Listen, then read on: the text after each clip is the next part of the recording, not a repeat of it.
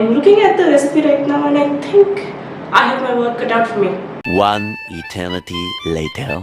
I'm so stupid. Oh, I don't know why I'm sweating.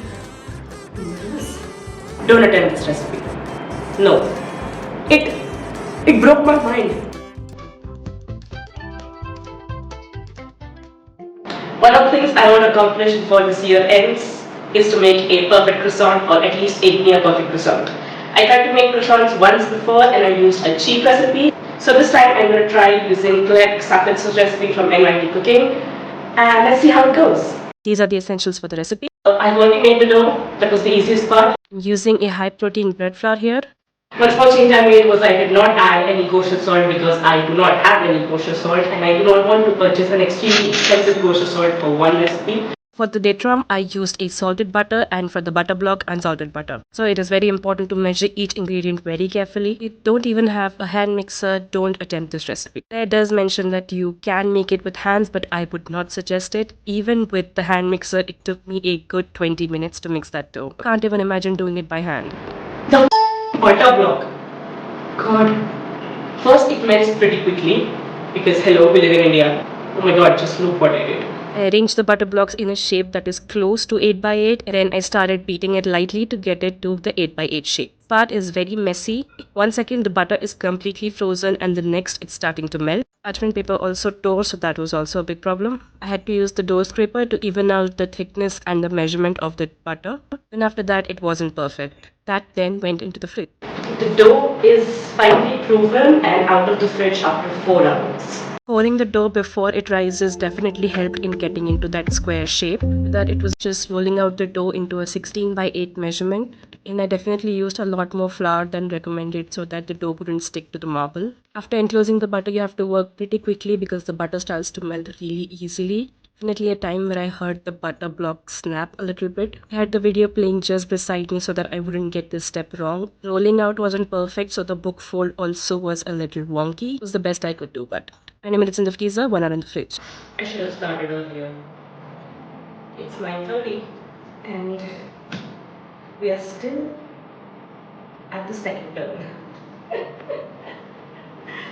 It's gonna go until 1 a.m. The dough for the second time for the simple turn was definitely a little bit easier than the last time. It's currently 11 p.m. I still have a 15-minute wait before I can finally roll it out to the dimension. And day one can finally be over. Oh my god, I should have started earlier. Step of day 1 was to roll it out into a 17 by 14 measurement. It started resisting after some time, so I wrapped it up and put it in the fridge for 24 hours. Finally, on day 2, I rolled out the dough and cut out the excess part of it so that I can get sharp edges. Definitely see some clumps of butter in there, and I'm not sure if that's a good thing or not. Put into isosceles triangle, sliced the bottom to get visible layers, and then rolled it into that croissant shape.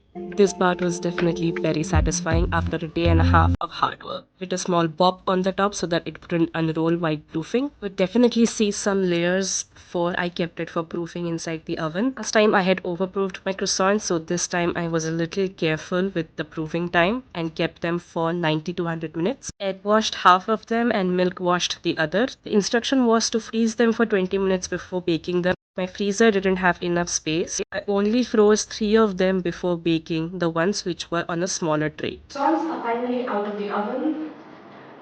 Now I'm hoping and praying to the gods, that the croissant gods, that they have some kind of a wheel inside. That's really bad. Anyone from this batch.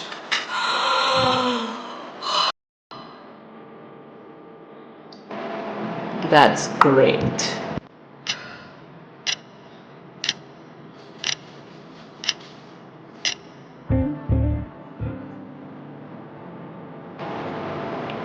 Oh my god.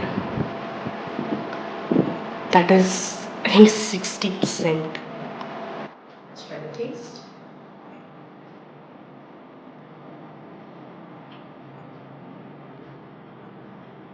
It's amazing. There's so many croissants on market right now. I think all of us fine. I still need a lot of practice. I'm gonna try to get that by next year. Make croissants as many times as possible. possible. Do perfect. Let me. If you want to see me on my croissant journey, consider liking, consider subscribing, and see you guys later. Bye.